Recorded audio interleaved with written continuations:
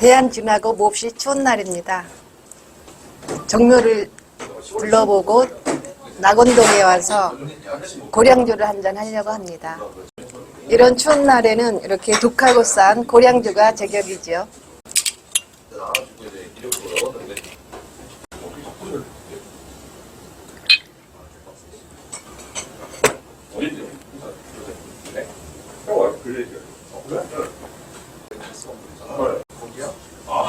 추위가 싹 가신 것 같습니다. 좋습니다. 안주로는 모듬 순대와 대구탕입니다. 이런 추운 날에 잘 어울립니다.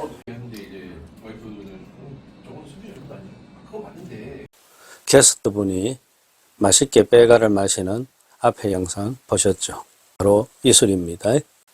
초록색의 사각형 술병, 빨간 딱지, 우리나라 술꾼들한테도 참으로 익숙한 그런 술이죠. 시골의 중화요리집 선반에서도 쉽게 눈에 띄는 그런 익숙한 술입니다. 술 이름이 북경고량주라고 되어 있는데 이 북경고량주라는 말, 넓은 의미에서는 북경에서 나오는 빼갈 모두가 북경고량주입니다. 베이징 까오량이라고 자주 쓰는 말입니다. 우란산, 홍성 이과두주, 북경 방장주 뭐 이런 것들 다 북경 빼갈, 북경 고량주라 그럽니다. 좁은 의미에서 어떤 특수 회사의 브랜드로 또 북경 고량주가 있습니다. 그런데 이게 한둘이 아닙니다. 북경 고량주 또한 예를 들면은 북경의 방장 이과두주에서 또 북경 고량주라는 상표의 술을 내고 있습니다. 심양에서도 나오고 산동에서도 나오는 것이 있습니다. 지금 우리나라에서 지금 소비되고 있는 이 북경 고량주는 위에 마크 바로 밑에 가야라는 표시가 있습니다. 뚜껑에도 마찬가지입니다. 그래서 우리는 흔히 이것을 가야 북경 고량주라고 이름합니다. 또 술병을 먼저 살펴보겠어요. 중국에서 제조됐다라고 되어 있습니다. 그런데 가야라는 말은 중국에서 쓰지 않는 말이에요. 따라서 이 술은 우리나라의 업체에서 중국의 술 회사에다가 주문 생산한 거다. OEM이라고 하죠. 주문자 상표 부착 방식입니다. 여기에 딱지에 설명이 있죠. 우리나라의 가야드림이라는 수입상에서 이 술을 공급하고 있다. 그리고 좀 더 자세히 보면은 중국의 어느 술 회사가 이 주문을 받아서 생산했느냐, 그것이 나타나고 있어요. 즉 산동 연태시 귀로춘 주업이라고 되어 있습니다. 귀로춘, 귀는 귀하다, 로는 이슬로 자고 춘은 술이란 뜻입니다. 귀한 이슬로 술을 빚는 회사다. 문득 참 이슬이 떠오릅니다. 이 가야드림이라는 술 수입 회사는 주소지가 지금 경남 창원시 진해구로 되어 있습니다. 제 기억에는 예전에 김해시에 있었던 것 같은데 창원으로 옮겼나 그 생각을 하게 됩니다. 김해시에 연고가 있는 회사니까 가야라는 이름을 붙였을 거다. 김해가야, 고령가야 그런 게 있죠. 이 귀로춘 술회사도 생긴 지는 오래된 것 같지가 않습니다. 1999년에 설립된 해양시 귀로춘 주업이 전신이었고 2005년에 와서 그곳에 있는 현지의 술공장 2개를 합치면서 오늘날과 같은 연태시 귀로춘 주업으로 개명했다라고 기록이 나옵니다. 귀로춘 술회사에서는 자체 브랜드 수장주를 내놓고 있습니다. 여기 상표에 보면 중국 명주라고 되어 있죠. 이건 그냥 애교적으로 붙였다고 보면 될 듯 싶습니다. 중국에 30만 개가 넘는 술들 중에 법적으로, 그리고 정식으로 중국 명주라는 타이틀을 표기할 수 있는 술은 총 17가지 밖에 없습니다. 여러 번 말씀드렸죠. 예전에 치러졌던 5번의 국가 품질 품평 대회에서 한 번이라도 금장을 받아야 이 중국 명주를 병이나 포장과에 표기할 수 있다 그랬습니다. 250ml의 50도 술입니다. 그리고 가장 중요한 표시 하나가 이쪽 편에 있습니다. 고액법 백주라고 되어 있습니다. 고액법. 지금 이 술이 우리나라 시중에서 제가 생각할 때 가장 싸게 팔리는 술이 아닌가 그렇게 여깁니다. 즉 250ml 병 기준으로 지금 마트 같은 데서 2,000원에서 2,500원 정도 가격에 팔리고 있기 때문입니다. 중식당에서도 5,000원에서 10,000원 정도. 우리나라 소주 한 병값하고 큰 차이가 없다. 더 싸면 샀지 비싸지는 않다. 어떻게 50도 중국 빼갈이 이 가격이 나오느냐, 이런 관심들을 갖게 됩니다. 그 해답이 바로 이 고액법이라는 말에 있다, 이 뜻이기도 합니다. 먼저 한 잔 마셔보겠습니다.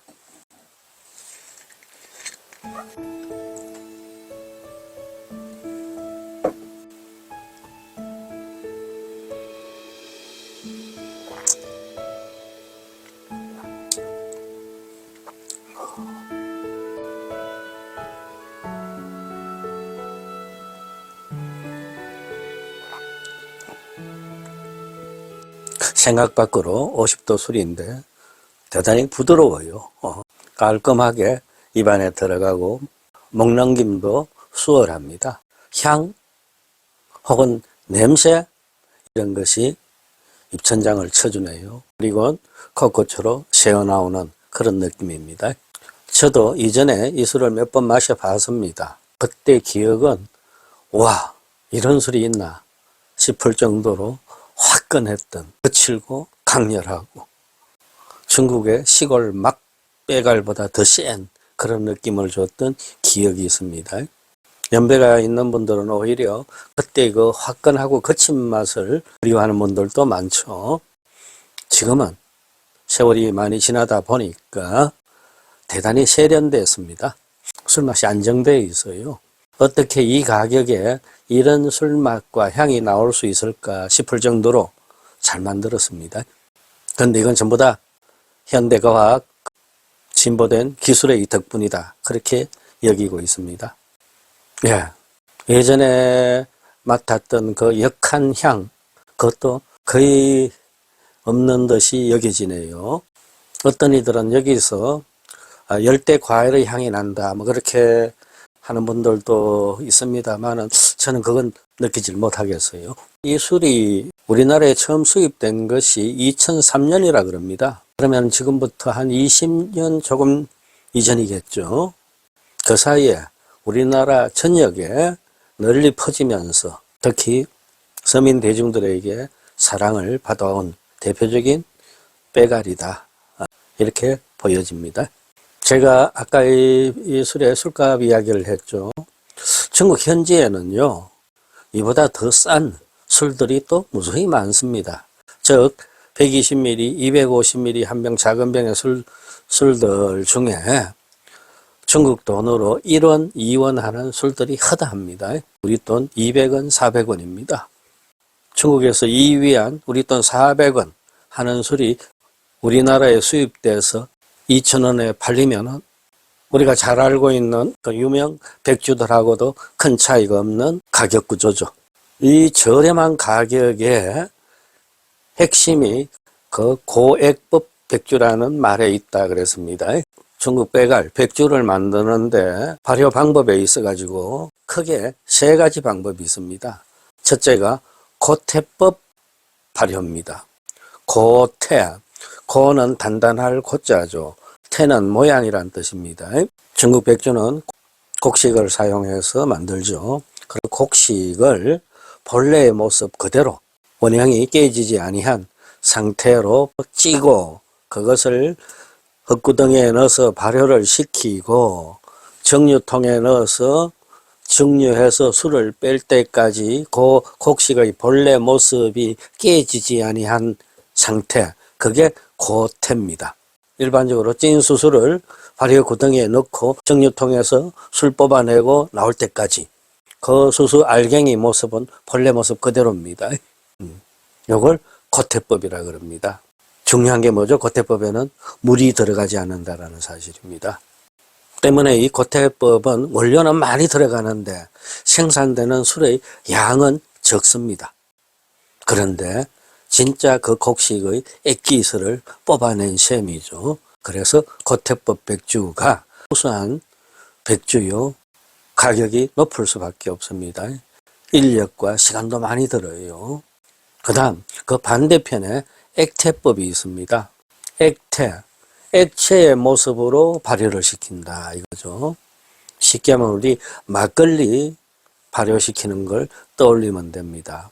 그리고 이 액태법에서의 술의 재료는 곡식을 쓰기도 합니다만은 그보다 더 양도 많고 쉬운 감자, 고구마, 당밀 이런 것을 주재료로 씁니다. 당밀, 사탕수수, 사탕무에서 설탕을 빼내고 남은 찌꺼기죠. 그것을 액체 형태로 발효시켜서 술을 빼내고 거기다가 식용 알코올까지 섞어서 만든 술이 바로 액태법 백주입니다. 그러면은 이 술처럼 고액법은 뭐냐? 고태법으로 만든 술에다가 액태법으로 만든 술을 섞은 겁니다. 그게 고액태 백주라고 합니다. 이렇게 섞을 적에 중국에 까다로운 법규가 있어요. 고태법으로 빚은 술이 최소한 30%가 넘어야 됩니다. 그러면은 고태법으로 빼낸 술 30%가 바탕술이 되고 거기에 액태법으로 뽑은 술 70%가 보태져 가지고 만든 술이 고액법이다 이런 뜻이 되겠습니다. 그런데요, 이 고액법에서 빼내는 그 고태법 술들 30% 이상이 돼야 한다는 그 고태법 술들은 대개 어떤 것이냐 하면은요, 그냥 일반 백주라고 합시다. 고태법으로 빚은 술, 그 술을 증류할 적에 제가 말씀드렸죠. 증류가 시작되면 맨 앞에 높은 도수부터 술들이 빠져나오는데 맨 앞에 나온 술들, 주두라 그랬습니다. 머리술, 주두, 그게 보통 70도 이상이죠. 그 다음 맨 나중에 빠져나오는 술, 30도 이하의 주미, 술꼬리, 그 술은 상품 가치가 없어서 제쳐둔다 그랬습니다. 그것을 중국 현지에서는 겹두검이라 그럽니다. 머리와 꼬리를 제친다라는 뜻이에요. 그 중간 끝만 갖고 상품화한다 라고 했는데, 그러면은 그 제쳐놓은 술은 어떻게 하느냐? 머리술과 꼬리술은 일반 백주를 만들 적에 2차 정류가 들어갈 적에 원료에 또 뿌리기도 합니다만은 대개는 이렇게 저가의 술을 만들 적에 고액법 백주 혹은 액태법 백주를 만들 적에 그쪽에 가져가서 씁니다. 저렴한 가격이겠죠. 다른 데서 쓰지 못하는 술이 있는데 여기서는 쓸 수가 있으니까요. 그래서 주두, 주미 이런 술, 고태법의 술들이 이 고액법 술에 많이 들어간다. 그 다음 고태법 술을 만들 적에는 절대로 첨가제를 넣을 수가 없습니다. 쉽게 말해서 달게 만드는 감미제 안 됩니다. 그 다음 향을 내기 위한 착향제, 그 다음에 향을 높이기 위한 증향제 이런 것들 사용 전부 금지입니다. 자연의 곡식이 자연의 상태로 발효되고 저장 보관되면서 나오는 그 자체의 향과 맛을 지내야 됩니다. 일체 인공의 뭣도 집어넣을 수가 없는 것이 고태법 백주 양조입니다. 그런데요, 이 액태법, 그 다음 고액법에 오면은요, 첨가제 사용이 허락되고 있습니다. 예를 들면은 사카린류의 감미제가 들어가고요. 맛을 더 올리기 위한 조미제가 들어가고 산도를 조정하는 산도 조절제가 들어가고 또 부패를 방지하는 방부제도 쓸 수 있습니다. 조미제, 조향제 이런 것들이 사용이 허가가 돼 있는데 그 규정은 아주 엄격합니다. 예컨대 사이클라메이트 나트륨 같은 감미제, 단맛을 내는 겁니다. 이런 경우 이 고액법 백주를 만들 적에 술 킬로그램당 0.65g 이상을 넣을 수가 없다. 이런 규정들이 있습니다. 그리고 이 고액법 백주, 그 다음에 액태법 백주 이런 것은 병에다가 어떤 방식으로 만든 술이냐라는 것을 분명하게 밝히게 되어 있습니다. 그래서 지금 이 술에도 고액법 백주라는 것이 명시되어 있습니다. 어떤 식으로 만든 거다라는 걸 우리가 짐작할 수가 있게 됩니다. 그래서 간단히 다시 정리하면 이런 저가의 술들, 이보다 더 싼 술은 액태법의 술입니다. 이 고액태법 술은 그 중간이라 그랬죠. 고태법 술에다가 액태법을 술을 섞었다. 거기다가 또 식용 알코올을 넣을 수도 있고요. 물도 많이 들어갑니다. 그러니까 술을 만들기가 아주 쉽고 공력도 많이 들지 않고 그 다음 도수와 맛의 조정을 임의로 자유롭게 할 수가 있고 또 대량 생산이 가능합니다. 때문에 가격을 이렇게 낮출 수 있는 것입니다. 그래서 어떤 사람들은 이렇게 맛은 괜찮은데 가격이 너무 싸다. 이게 좀 두렵다. 이렇게 하는 소비자도 있습니다. 분명. 그런데 제 생각은 지금 중국 정부가 이 백주에 대한 단속이 보통이 아닙니다. 그 규정을 지키느냐 안 지키느냐에 따라서 이 고액법, 그 다음에 액태법 이 술에 적용되는 그 당국의 규정이 GB 2757 규정이라 그럽니다.